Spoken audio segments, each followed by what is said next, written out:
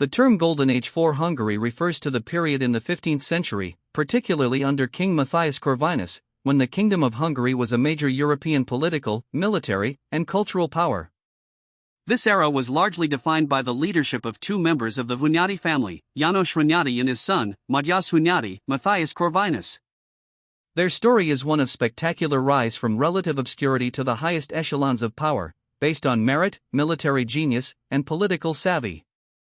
1. The ascent, from knights to regents. The family's power was built by János Hunyadi, circa 1406-1456. He was not a born prince but a talented military commander who rose through the ranks. Military genius, Hunyadi revolutionized warfare against the expanding Ottoman Empire. He used professional mercenary armies, the Black Army, mobile tactics, and fortified defenses to great effect. The scourge of the Turks, he earned this title through countless victories, though he also suffered defeats. His greatest triumph was the siege of Belgrade, Nandorfer Herver, in 1456, where he decisively crushed the forces of Sultan Mehmed II, the conqueror of Constantinople. This victory halted the Ottoman advance into Central Europe for 70 years. Regent of Hungary, after the death of King Albert, Hunyadi was elected governor-regent in 1446 to rule on behalf of the infant king, Ladislas V. This was unprecedented for a man of his rank, showcasing the immense trust and power he wielded. János Hunyadi died of the plague just weeks after his victory at Belgrade, but he left behind an immense legacy and a powerful foundation for his sons. 2. The apogee, Matthias Corvinus, the Renaissance king. Matthias Corvinus, Hunyadi Matthias, 1443-1490, is the figure most associated with Hungary's Golden Age. His reign, 1458-1490, transformed the kingdom. Elected by the nobility, in a stunning event, the Hungarian nobility elected the 15-year-old Matthias king in 1458, a direct tribute to the popularity and legacy of his father. His chosen name, Corvinus, comes from the raven, Corvus, on the family coat of arms.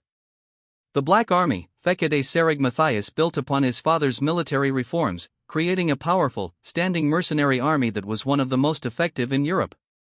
It was used to defend against the Ottomans and also to expand his influence in Central Europe.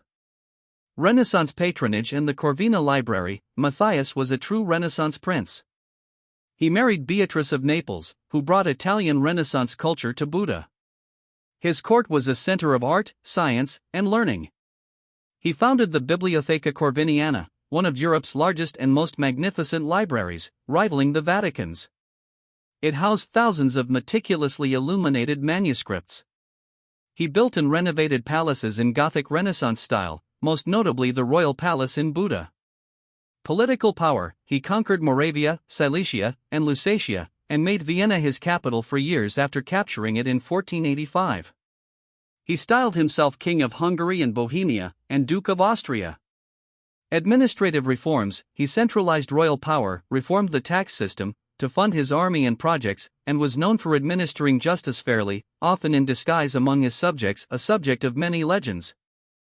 3. The legacy and the decline. The Hunyadi Golden Age was brilliant but relatively short-lived. Succession crisis, Matthias Corvinus died without a legitimate heir. The powerful nobles, weary of his strong central rule, elected a weak king, Uleslo II, Vladislav II, who effectively dismantled the royal authority and the mighty Black Army due to the cost. The end of an era. Just 36 years after Matthias's death, a weakened and divided Hungary was catastrophically defeated by the Ottomans at the Battle of Mohacs, 1526, which led to the partition of the kingdom for 150 years. In essence, the Hunyadis were the shield and the crown of their age. János Hunyadi saved Christendom from Ottoman conquest, while Matthias Corvinus elevated Hungary from a feudal kingdom to a celebrated Renaissance power, making it the dominant force in Central Europe and a beacon of culture and learning. Their story represents the peak of Hungarian medieval power before the tragedy of Mohacs.